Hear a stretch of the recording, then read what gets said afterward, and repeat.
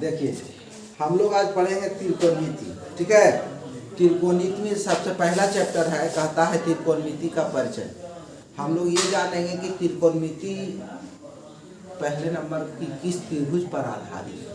ठीक है, त्रिकोणमिति में जो हम लोग पढ़ते हैं लंब, आधार, कर्ण, ठीक है, ये कैसे डिसाइड करेंगे। कोई भी त्रिभुज अगर हमको दिया हुआ है, ठीक है, और अगर वो त्रिभुज जो है समकोण त्रिभुज पे आधारित है, ठीक है, तो हम उसका लंब, कर्ण, आधार कैसे डिनोट करेंगे, कैसे पता करेंगे, चिन्हित करेंगे। उसके बाद जो है उसमें जो यूज है साइन, वो साइन यूज जो है आपके जो है भूतपूर्व कहिए बहुत पहले के वैज्ञानिक रहे आर्यभट्ट। ठीक है, आर्यभट्ट महोदय का दिया हुआ है। आर्यभट्ट ने जो है साइन शब्द को दिया, साइन शब्द को आर्यभट्ट महोदय ने दिया। तो हम लोग त्रिकोणमिति में सबसे पहले ये जानेंगे कि हमारा पूरा त्रिकोणमिति जो है बाबू राइट ट्रायंगल पर डिपेंड है, मतलब समकोण त्रिभुज पर डिपेंड है। कोई भी त्रिभुज आपको दे दिया जाए, जब तक वो समकोण त्रिभुज में तब्दील नहीं होगा तब तक आप त्रिकोणमिति का कोई भी फार्मूला उस पर प्रयोग नहीं कर पाएंगे। ठीक है, तो त्रिकोणमिति में सबसे पहले हमको जानना है कि समकोण त्रिभुज एक रहेगा। क्या रहेगा? एक समकोण त्रिभुज रहेगा। अब त्रिभुज से रिलेटेड थोड़ा सा बात बोलेंगे। त्रिभुज में है कि त्रिभुज का नॉर्मल परिभाषा हम लोग देते हैं कि तीन भुजाओं से घिरे हुए क्षेत्र को त्रिभुज कहते हैं। नहीं, तीन भुजा मतलब हो गया 1 2 3, थ्री साइड जो है अगर क्लोज कर दिया जाए तो वो क्या है? ट्रायंगल है। वो क्या है? ट्रायंगल है। ठीक है, अब यहाँ पर त्रिभुज में हम लोग को दो चीजें पढ़ने को मिलता है। एक मिलता है त्रिभुज का प्रकार जो है वो साइड के आधार पर, मतलब भुजा के आधार पर। ठीक है, और एक त्रिभुज आता है हमको वो कोण के आधार पर आता है। क्या आता है? कोण के आधार पर आता है। तो देखिए, अगर त्रिभुज की बात हम लोग करेंगे, पहले थोड़ा सा त्रिभुज में हम लोग जान लें ताकि कंफ्यूजन नहीं हो, फिर समकोण त्रिभुज में आ जाएंगे। ठीक है, अगर जो है भुजा के आधार पर अगर हम त्रिभुज का डिनोट करेंगे तो 3 गो त्रिभुज होगा। पहला त्रिभुज क्या होगा? समबाहु त्रिभुज होगा। क्या होगा? समबाहु त्रिभुज। ठीक है, दूसरा हो जाएगा, क्या होगा? विषम बाहु, समद्विबाहु, समद्विबाहु त्रिभुज। ठीक है, और तीसरा हो जाएगा, क्या होगा तीसरा? विषम बाहु त्रिभुज। विषम बाहु कहने का मतलब है कि तीन में से तीनों भुजा जो है एक दूसरे से अटैच नहीं करेगा। ठीक है, एक दूसरे से टच तो करेगा लेकिन अटैच नहीं, अटैच करने का मतलब बराबर नहीं होगा। ठीक है, कोई एक दूसरे से मिलेगा नहीं। ऐसा नहीं कि पहला भुजा दूसरे से बराबर हो गया या दूसरा भुजा तीसरे के बराबर हो गया या तीसरा पहले के बराबर हो गया। ठीक है, तीनों जो है अलग अलग मतलब लेंथ का होगा। ठीक, तो ये जो हो गया भुजा के आधार पर। यही अगर त्रिभुज को हम लें तो कोण के आधार पर भी जो है त्रिभुज के 3 प्रकार होते हैं। पहला हो गया समकोण त्रिभुज। ठीक है, दूसरा हो जाएगा, क्या होगा दूसरा? न्यून कोण त्रिभुज, और तीसरा आधिकोण त्रिभुज। अब देखिए, हमको त्रिकोणमिति पढ़ना है। ठीक है, तो त्रिकोणमिति में त्रिभुज का मोटा मोटी हम लोग जान गए कि साइड के आधार पर 3 प्रकार के होते हैं और कोण के आधार पर त्रिभुज 3 प्रकार के होते हैं। ठीक है, लेकिन हमको अब इसके बारे में पूरा अभी नहीं जानना है बात। ठीक है, अब हम लोग सिर्फ और सिर्फ जो है समकोण त्रिभुज के बारे में जानेंगे। किसके बारे में जानेंगे? समकोण त्रिभुज के बारे में जानेंगे। और इसी समकोण त्रिभुज पर आधारित हमारा जो चैप्टर है त्रिकोणमिति का परिचय, इसको हम लोग जानेंगे। ठीक है, तो समकोण त्रिभुज में हम लोग क्या जानेंगे? ये है समकोण त्रिभुज, ये समकोण त्रिभुज है। ठीक है, अब देखिए ये समकोण त्रिभुज है जिसका नामकरण हम कर दे रहे हैं ABCD। देखिए, किसी भी त्रिभुज का कोण का नामकरण जो है ABCD के कैपिटल लेटर से होगा। ठीक है, और साइड का नामकरण जो होगा वो स्मॉल लेटर से होगा। जैसे सपोज देखिए, ये कोण है, ये कोण है, ये कोण है। त्रिभुज में 3 कोण होते हैं और 3 साइड होते हैं। ठीक है, 3 भुजा होते हैं। अब देखिए, ये कैपिटल से लिखा हुआ है कि नहीं, ये तीनों कैपिटल से लिखा हुआ है, ये तीनों आपका कोण है, तीनों क्या है, कोण है, ठीक है। अब देखिए कोण को हम कैपिटल से डिनोट कर रहे हैं, ठीक है। और यही अगर इसका साइड हमको बताना होगा, मतलब भुजा, भुजा भी तो 3 होता है, तो भुजा बताना होगा, तो देखिए इस कोण के सामने वाला भुजा ये होगा, इसको हम स्मॉल a से सूचित करेंगे, ठीक है। इस कोण के सामने वाला भुजा ये होगा b, इसको स्मॉल b से सूचित कर दें। इस कोण के सामने वाला भुजा होगा c, इसको हम स्मॉल c से सूचित करेंगे। कहने का मतलब है कि कैपिटल में हम कोण को डिनोट करेंगे, ठीक है, कैपिटल में क्या करेंगे, कोण को डिनोट करेंगे, और स्मॉल से क्या करेंगे, भुजा को डिनोट करेंगे, क्या करेंगे, भुजा को डिनोट करेंगे। क्लियर। अब समझिए बात, अब इसमें 3 गो साइड है और 3 गो कोण है, ठीक है। अब 3 कोण में हमको ये सीधा सीधा समझना है कि उस त्रिभुज में एक कोण हमारा 90 डिग्री होना चाहिए, ठीक है। एक कोण अगर 90 डिग्री है तो वो त्रिभुज क्या है, समकोण है। अब इसमें ये गलती नहीं करना है कि सर किसी में 2 गो कोण 90 डिग्री हो जाएगा तब क्या होगा। कोई तो ऐसा भी होशियार मिलेगा, वो कहेगा कि सर तीनों 90 डिग्री हो जाएगा तब क्या होगा, ठीक है। तो बात समझिए पहले, एक 90 डिग्री होगा कि 2 90 डिग्री होगा कि 3 90 डिग्री होगा या नहीं होगा, ये बात भी जानना जरूरी है। अब देखिए 3 गो कोण है, कोण A प्लस कोण B प्लस कोण C। अब देखिए 3 कोण है, ये तीनों कोणों का योग 180 डिग्री होना चाहिए बाबू। कितना होना चाहिए, 180 डिग्री होना चाहिए। अब समझिए बात को, तीनों कोणों का योग 180 डिग्री होना चाहिए। तो अब बताइए कि क्या तीनों कोण 90 डिग्री होगा, नहीं। 2 गो कोण 90 डिग्री होगा, नहीं। 2 गो कोण, ऐसे आप दिमाग लगाइएगा कि सर 2 गो कोण क्यों नहीं होगा, 90 प्लस 90 तो 180 हुआ ना। अरे बबुआ, तो 2 गो कोण 90-90 कर दीजिएगा तो एगो कोण 0 डिग्री रहेगा, तब त्रिभुज भी नहीं बनेगा, बनेगा त्रिभुज नहीं बनेगा। इसीलिए किसी भी त्रिभुज में एक कोण ही समकोण होगा। क्या होगा, अधिकतम एक कोण समकोण हो सकता है, एक कोण से ज्यादा समकोण नहीं होगा। क्लियर। तो जो जिस त्रिभुज में एक कोण 90 डिग्री होगा वो त्रिभुज क्या होगा, वो त्रिभुज समकोण त्रिभुज होगा। वो क्या होगा, समकोण त्रिभुज होगा। और इसी समकोण त्रिभुज की चर्चा हम लोग करेंगे, समकोण त्रिभुज की चर्चा करेंगे। अब देखिए, अब ये समकोण त्रिभुज में हमको पढ़ना है तीनों साइड के बारे में पहले जानना, ठीक है। कोण तो हम समझ गए कि एक और 90 डिग्री हमको होना चाहिए, और ऐसे भी किसी भी त्रिभुज में अधिकतम एक ही कोण 90 डिग्री होगा, एक कोण से ज्यादा 90 डिग्री नहीं होगा, ठीक है। तो अब देखिए एक कोण तो हमारा 90 डिग्री ये हो गया, ये समकोण हो गया। क्लियर। अब इसमें हमको तीनों साइड के बारे में जानना है, तीनों साइड के बारे में जानना है। अब देखिए 3 साइड है, अब 3 साइड में हम नॉर्मली ऐसे माने तो किसी को आधार मान लेंगे, किसी को लंब मान लेंगे, किसी को कर्ण मान लेंगे, नहीं मान लेंगे कि नहीं, लेकिन हमको कुछ रूल के हिसाब से मानना है ताकि कंफ्यूजन नहीं हो, ठीक है। ऐसे नॉर्मली हम मानेंगे तो कहेंगे कि इसको हम आधार मान लिए इसलिए कि भैया इस पर टिका हुआ है। हम लोग नॉर्मली परिभाषा क्या देते हैं, जो कोई वस्तु जिस पर टिका हुआ है उसको आधार मान लेते हैं, जिस पर टिका हुआ है उसको आधार मान लेते हैं। जैसे हम खड़े हैं तो हम अपने पैर पे खड़े हैं, तो हमारा पैर क्या है, आधार है। बेस क्या है, हमारा पैर है ना, बेस क्या है, पैर है हमारा। अब देखिए तो ये जो है आधार हो गया, ये हो गया लंब हो गया, और इसको हम लोग कर्ण मान लेंगे। सबसे बड़ी भुजा को कर्ण मान लेते हैं। क्या हम ऐसे ही नॉर्मली खाली मान लेंगे तो हमारा क्वेश्चन सही हो जाएगा, नहीं होगा।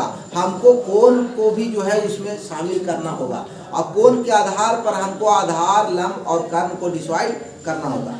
लेकिन नॉर्मली हम लोग ये कह सकते हैं कि आधार और लंब ये दोनों भुजा से बड़ा भुजा होता है कौन, कर्ण होता है, ठीक है। कौन होता है, कर्ण होता है। अब देखिए, अब एक वैज्ञानिक आए पाइथागोरस, ठीक है। पाइथागोरस महोदय ने ये बोले कि यदि समकोण त्रिभुज है, क्या है, यदि समकोण त्रिभुज है तो उसका आधार का स्क्वायर प्लस लंब का स्क्वायर जो होगा वो कर्ण के स्क्वायर के बराबर होगा, कर्ण के स्क्वायर के बराबर होगा। यानी उनका कहने का मतलब है कि यदि कोई त्रिभुज का एक कोण समकोण है, इनका मतलब है कि समकोण त्रिभुज की बात कर रहे हैं, तो हम ये भी कह सकते हैं कि यदि कोई समकोण त्रिभुज, ठीक है, यदि कोई समकोण त्रिभुज है तो उसमें दो भुजाओं का वर्गों का योगफल जो होगा वो तीसरी भुजा के वर्ग के बराबर होगा, ठीक है, तीसरी भुजा के वर्ग के बराबर होगा। तो हम ये पाइथागोरस थ्योरम लगाते हैं। क्या लगाते हैं? Pythagoras theorem. अब पाइथागोरस थ्योरम वो क्या होगा? समकोण त्रिभुज पर आधारित हो गया कि नहीं? समकोण त्रिभुज पर आधारित हो गया। अब समझिए बात को। अब यहाँ पर हम किसको लंब कहेंगे, किसको आधार कहेंगे और किसको कर्ण कहेंगे, वो कैसे बदलेगा, ये बात हमको ज़्यादा जरूरी है। इस चैप्टर का मेन मोटो यही है कि आपको त्रिभुज के कोण के आधार पर लंब और आधार का डिसाइड आप कर लीजिए, क्योंकि कर्ण तो नहीं बदलेगा बाबू। कर्ण क्या है? ये नॉन वेरिएबल कह सकते हैं, ठीक है। कर्ण जो है आपका नहीं बदलेगा। त्रिभुज के सबसे बड़ी भुजा को हम कहते हैं हाइपोटेन्स, कर्ण कहते हैं, ठीक है। तो कर्ण नहीं बदलेगा, सिर्फ वैरी कौन करेगा? आधार और लंब वैरी करेगा। अब कैसे आधार और लंब करेगा? अब सपोज मान लीजिए कि ये डस्टर है, खूब बढ़िया से समझिएगा, ये डस्टर है, इसको हम ऐसे रख रहे हैं तो कह रहे हैं कि ये वाला आधार है, इस पर ये खड़ा है, इस पर क्या है? ये खड़ा है, तो ये आधार है।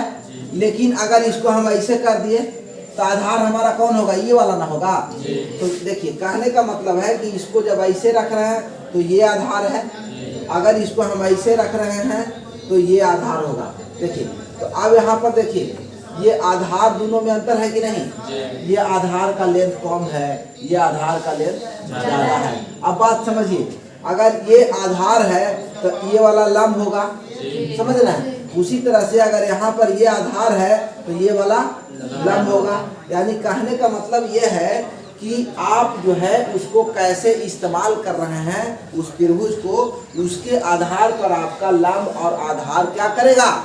वैरी करेगा, बदलेगा नहीं। अब देखिए, अब जैसे अगर इसमें हम इस त्रिभुज को ले रहे हैं, ये वाला कोण को, इस कोण को, ये कोण को हम यहाँ से देखिए बता रहे हैं आपको बारी बारी से।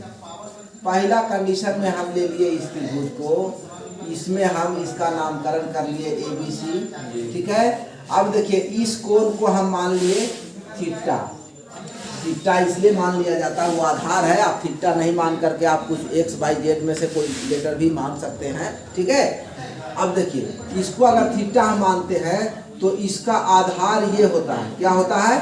आधार ये होता है। अब इसमें वो दिमाग लगाना है, याद करने के तौर पर मान लीजिए कि हम कह दिए कि आधार ये होगा तो आप कह दीजिएगा, ठीक है। लेकिन एगो ट्रिकली भी आप दिमाग में रखिए कि भुजा के ठीक सामने वाला कोण क्या होगा? परपेंडिकुलर होगा, लंब होगा, ठीक है। लेकिन कहिएगा कि तो सर ई वाला कोणवा के सामने तो ई वाला भुजा पड़ता है, तो इहू तो लंब हो जाएगा ना, है? तो राइट कोण के लिए नहीं होगा, राइट कोण के लिए सामने, क्योंकि देखिए कर्ण तो खैर होगा ही नहीं, क्योंकि वो बदलेगा नहीं। कर्ण क्या है? वो बदलेगा नहीं। तो कर्ण के बारे में तो हमको कुछ नहीं सोचना, वो फिक्स है, ठीक है।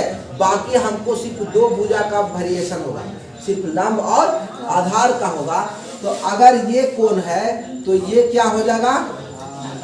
आधार हो जाएगा, और ये क्या हो जाएगा?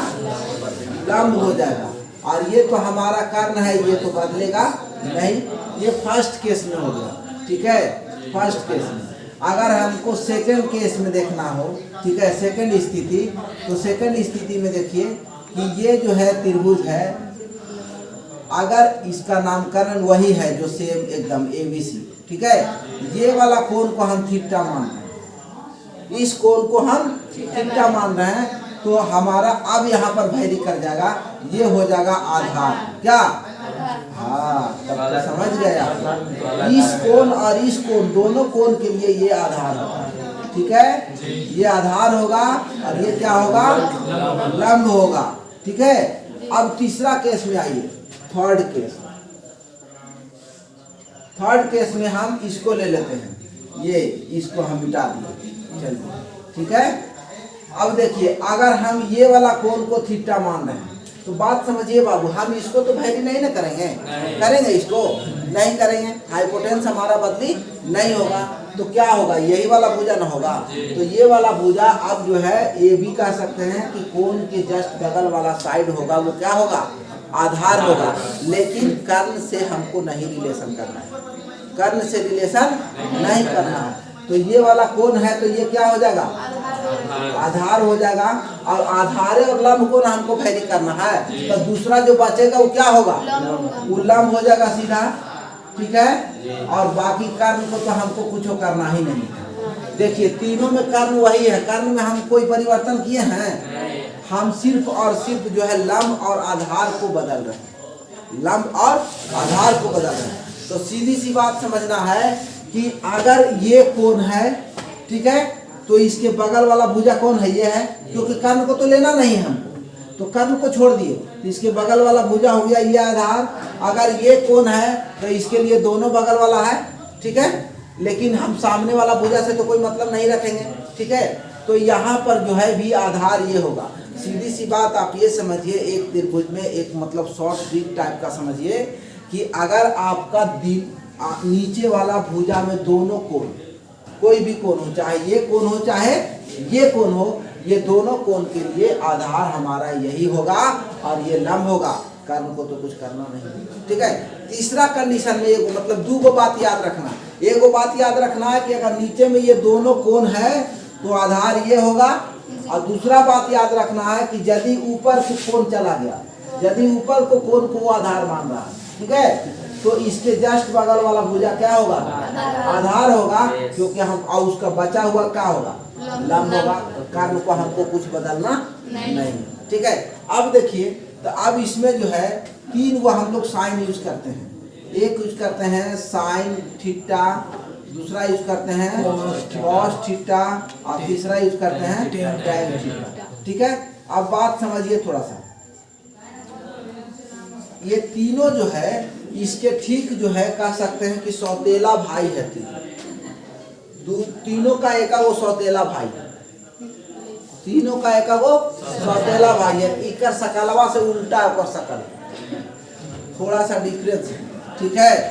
तो ये साइन है तो इसका ठीक अपोजिट क्या होता है, मतलब उल्टा, अपोजिट मतलब उल्टा, ये उल्टा क्या होता है, कौशिक होता है। क्या होता है बाबू, कौशिक होता है। और इसका ठीक उल्टा क्या होता है, सेक होता है, और इसका उल्टा कॉट होता है, ठीक है।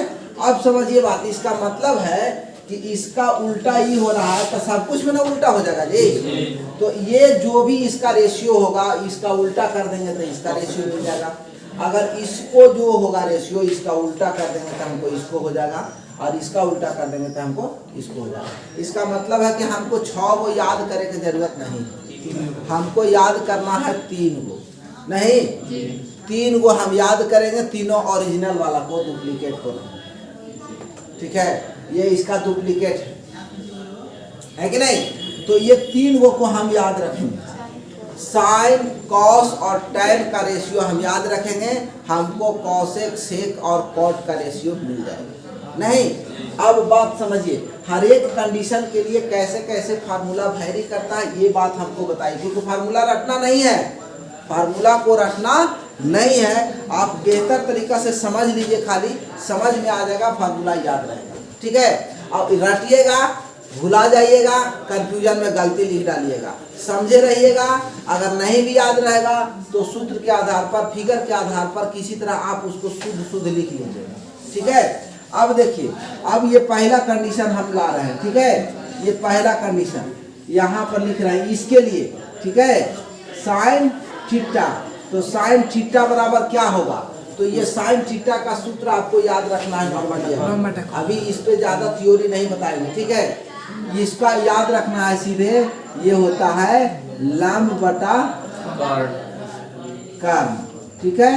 अब देखिए, अब इसमें आपको समझना है कि कौन लंब होगा और कौन कर्ण होगा। तो देखिए, हम ये त्रिभुज अगर अलग अलग बना दिए हैं तो कोई कंफ्यूजन नहीं है। अगर त्रिभुज अलग अलग नहीं रहेगा, एक ही त्रिभुज में अगर 2 कोण की चर्चा करेंगे तब हमको वैरी करने की जरूरत पड़ेगा, ठीक है। अगर त्रिभुज अलग अलग है तब तो सीधा सीधा एक ही त्रिभुज पर हमको बना देना है, जो हम लंब कर्ण आधार लिख दिए उसी का आधार पर हमको लिख देना, उसमें नया कुछ नहीं करना है, कुछ नहीं करना। जैसे इसमें देखिए ये हम त्रिभुज इसको मान लिए हैं और इस त्रिभुज के आधार पर लंब और कर्ण आधार बताया हुआ है, तो क्या इसको सूत्र लिखने में कोई दिक्कत होगा? हम साइन थीटा लिखेंगे, लंब कौन है तो लंब ये है, यहाँ पर सीधे लिखेंगे। ये मान लीजिए इसको हम कुछ मानेंगे, ये सी है तो ये सी हो गया, ये ए है तो ये भुजा हो गया और ये बी है तो ये बी भुजा हो गया, ठीक है।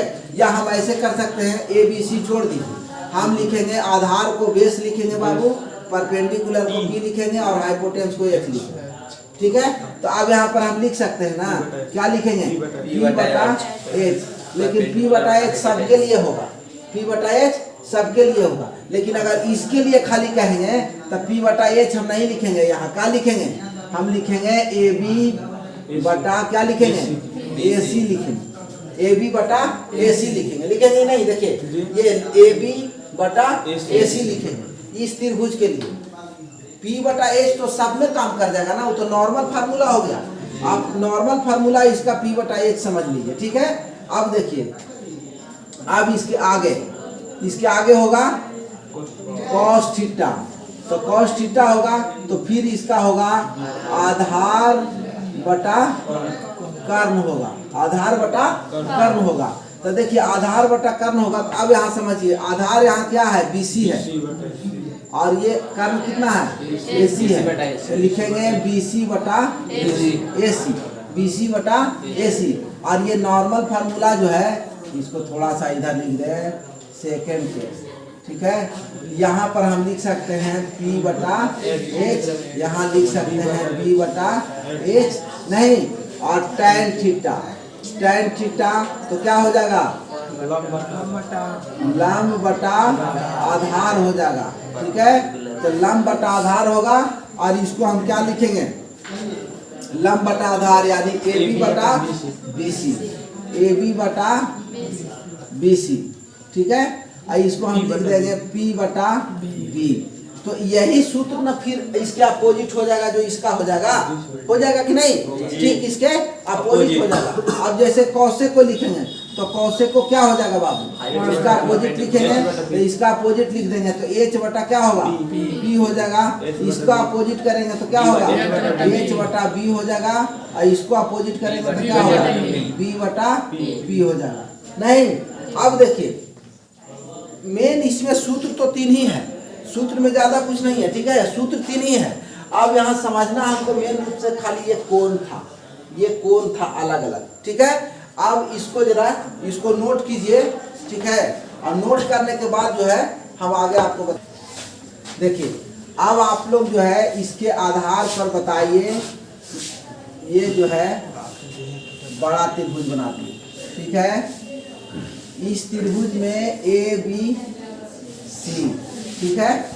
अगर हम ये वाला कोण को ले लिए, ये वाला कोण को अगर ले लिए थीटा, तो आधार कौन होगा? ये वाला वो वाला नहीं, नाम बोलेगा BC होगा, BC आधार होगा और लंब क्या हो जाएगा? AB हो जाएगा, क्लियर। इसको तो हमको कोई बदलना नहीं है, ठीक है। यदि हम इसका कोण नहीं लेकर के हम ये वाला कोण ले लिए तब क्या होगा? तब BC आधार होगा और AB परपेंडिकुलर होगा, मतलब ये हो जाएगा B और ये हो जाएगा B। इसको तो हमको बदलना ही है, ठीक है, ये होगा। अगर ऐसा ना हो कि ये मिटा देते हैं, ठीक है, और देखिए ये वाला कोण अगर रह जाए थीटा तो ये वाला आधार हो जाएगा, मतलब AB होगा आधार और BC क्या होगा? लंब होगा। ये 3 वो चीज इस चैप्टर का मूल मंत्र है। अगर ये 3 चीज आपको समझ में नहीं आया तो ये चैप्टर आपके लिए हिमालय पर्वत से भी बड़ा है, ठीक है। अगर आपको ये 3 वो बात समझ में आ गया, ठीक है, तो पैर से जो टकराता है पत्थर ना वो हो जाएगा, ठीक है। ये 3 चीज जानना, और यही है पहला चैप्टर का मूल चीज यही है, ठीक है, कि कौन सा कोण होगा तो आधार कौन होगा और लंब कौन होगा, ये 3 को बात समझना है। अब देखिए हम पहला क्वेश्चन बना के और बता रहे हैं। पहला क्वेश्चन क्या है, जरा हमको किताब दीजिए। पहला क्वेश्चन आपको कहता है कि त्रिभुज एबीसी में जिसका कोण बी समकोण है, ठीक है। एक त्रिभुज बना दीजिए, ये एक त्रिभुज है ए बी सी, ठीक है। एक त्रिभुज है ए बी सी, इसमें कह रहा है कि बी कोण समकोण है। चलिए बी कोण हमारा ये समकोण हम बनाए हैं, ठीक है, बी कोण समकोण है। और इसमें कहता है कि ए बी दिया हुआ है 24 सेंटीमीटर, ए बी क्या है 24 सेंटीमीटर है, और बी सी क्या है 7 सेंटीमीटर, बी सी क्या है 7 सेंटीमीटर। अब यहाँ पर देखिए, अब इसमें आपको ये नहीं कह रहा है कि कौन सा कोण होगा, कोण अब अलग अलग डिसाइड करना है। देखिए पहला क्वेश्चन आपका कहता है कि साइन ए इंटू है कॉस ए, ठीक है। दूसरा क्वेश्चन आपका कहता है कि साइन सी इंटू है कॉस सी। अब देखिए बात समझिए, ये दोनों क्वेश्चन में समझिए, दोनों ये है ना। अब देखिए इसमें कहता है कि साइन ए, इसमें कहता है कि कॉस ए। इसका मतलब है कि ये एक कोण के बारे में बोल रहा है, एक कोण के बारे में बोल रहा है। तो पहला कंडीशन में आप समझिए, ये वाला ए कोण है, ये वाला ये कोण है, इस कोण को वो ए मान रहा है, ये कोण को आधार मान रहा है। तो बताइए बाबू आधार कौन होगा, ए बी होगा, आधार कौन होगा ए बी होगा, और लंब कौन होगा बी सी होगा। कर्म को हमको बदलना नहीं। तो अब देखिए यहाँ पर एक चीज और हम बताए थे अभी कि आधार का स्क्वायर प्लस लंब का स्क्वायर बराबर होगा कर्ण का स्क्वायर। ये एक वो स्टेटमेंट याद रखिए, और इस पर लंब कहे तो लंब निकाल दीजिए, कर्ण कहे तो कर्ण निकाल दीजिए, आधार कहे तो आधार निकाल दीजिए। जिसको आपको निकालना है उसको इस तरफ रखिए और बाकी को आप दूसरे तरफ कर दीजिए, ठीक है। यहाँ पर हमको कर्ण पता करना है, तो कर्ण ऑलरेडी जो है एक तरफ है नहीं। अब इस स्क्वायर को हम जब दूसरे तरफ लाते हैं बाबू तो क्या हो जाता है रूट हो जाता है, ठीक है। तो ये हो गया बी स्क्वायर और ये हो गया पी स्क्वायर। नहीं, अब देखिए इसमें कंफ्यूजन में नहीं होना है कि पहले ये नहीं लिखे पहले ये नहीं लिखे, दोनों प्लस में है, आप किसी को भी पहले लिख सकते हैं, ठीक है। दोनों प्लस में, आप ए प्लस बी लिखिए चाहे बी प्लस ए लिखिए, कोई अंतर नहीं है क्योंकि साइन दोनों का सेम है। तो अब देखिए यहाँ पर ये बी कितना है, ये आधार है, तो ये वाला बी होगा, तो कितना होगा 24 का स्क्वायर प्लस कितना 7 का स्क्वायर, ये हो जाएगा रूट। अब बराबर में क्या होगा कर्ण होगा, नहीं बराबर में क्या होगा कर्ण होगा। अब देखिए ये हो जाएगा कितना 576 प्लस 49 होगा ना, 576 प्लस 49 यानी एच बराबर ये कितना हो जाएगा 625 हो जाएगा। 625 यानी एच बराबर हमको कितना निकल जाएगा 25 निकल जाएगा। तो ये कितना हो गया ये हो गया 25 सेंटीमीटर हो गया, 25 सेंटीमीटर हो गया। क्लियर, ठीक है 25 सेंटीमीटर। ये जो है 25 सेंटीमीटर हमको निकल गया हाइपोटेंस। अब देखिए ये 25 सेंटीमीटर हाइपोटेंस निकल गया, हम यहाँ लिख दिए 25 सेंटीमीटर। अब हमको इस कोण के लिए चाहिए, इस कोण के लिए चाहिए, इस कोण के लिए बात करिए। हमको तीनों चीज मिल गया है ना। अब हमको जिस कोण की बात करेगा हम उस कोण को लिखेंगे। तो पहला क्वेश्चन को देखिए हम हल कर रहे हैं, ये पहला क्वेश्चन, ठीक है। ये है साइन ए इंटू है कॉस ए। देखिए साइन के हम रिस्पेक्ट में क्या लिखते हैं, हम लिखते हैं P बटा H, और इसको क्या लिखते हैं B बटा H। तो ये तो नॉर्मल फार्मूला ना है बाबू, लेकिन हम इसके हिसाब से लिखेंगे। तो हम इसको ना लिखेंगे तो ज़्यादा बेहतर हमको समझ में आएगा। क्या लिखेंगे साइन A, तो ये कौन हो गया, तो ये आधार है, ये लंब है, तो आधार बटा कर्ण।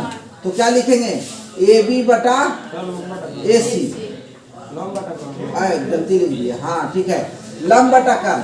तो क्या लिखेंगे BC बटा AC। देखिए ये आधार हो गया, ये लंब है ना, तो लंब बटा कर्ण BC बटा AC और गुना फिर cos A है, तो कोण तो यही बोल रहा है ना, तो यही आधार होगा, ये लंब होगा, तो आधार बटा कर्ण। आधार बटा क्या होगा कर्ण, तो ए बी बटा ए सी। अब देखिए इसको लिख दीजिए। अब A B A C B C में तो हमको नहीं ना कुछ बदलेगा, तो अब लिख दीजिए बी सी कितना है, बी सी 7 है बटा ए सी 25 है गुना ए बी कितना है 24 है और ए सी कितना है 25 है। हम इसको गुना कर देंगे, 7 चौका 28 हो गया, 7 दूना 14 और 2 16 हो गया, और ये कितना हो जाएगा, ये 625 हो गया। तो ये हमारा आंसर हो गया। नहीं तो ये हम इसको हल कर दिए। अगर हमको इसको हल करना हो, ठीक है, अगर इसको हल करना हो तो देखिए दूसरा क्वेश्चन ये कहता है साइन नहीं है, हाँ ठीक है, साइन सी और गुना है क्या कॉस सी। तो अब देखिए सी कह रहा है, अब ए नहीं कह रहा है, क्या कह रहा है, सी कह रहा है। तो बताइए बाबू सी कोण तो ये है ना, तो ये वाला कोण के लिए करेंगे। अब इसको हम थोड़ा देर के लिए मिटा देते हैं, ठीक है। अब देखिए ये कह रहा है कि सी कोण लीजिए, तो जब सी कोण लेंगे तो ये सी कोण क्या होगा, ये सी कोण के लिए ये वाला आधार होगा बाबू और ये वाला परपेंडिकुलर होगा, ठीक है।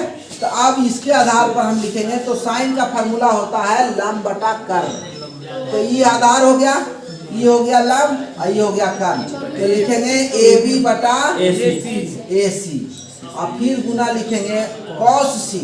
सी तो यही रहेगा, तो ये आधार हो गया है, ये लंब है, ये कर्ण है, तो आधार बटा कर्ण, तो बी सी बटा ए सी, बी सी बटा ए सी। अब देखिए यहाँ था ए बी गुना बी सी, यहाँ है ए बी गुना बी सी, सेम चीज है, तो इसका मतलब है कि आंसर भी सेम आएगा, ठीक है। ए बी कितना है 24 है और ये कितना है 25 है और ये कितना है, ये कितना है बी सी कितना है 7 है और ये 25 है, तो ये कितना हो जाएगा 168 बटा 625, ठीक है। तो ये आपका दूसरा का आंसर हो गया। इस तरह से आपको बनाना है, इस तरह से आपको बनाना है।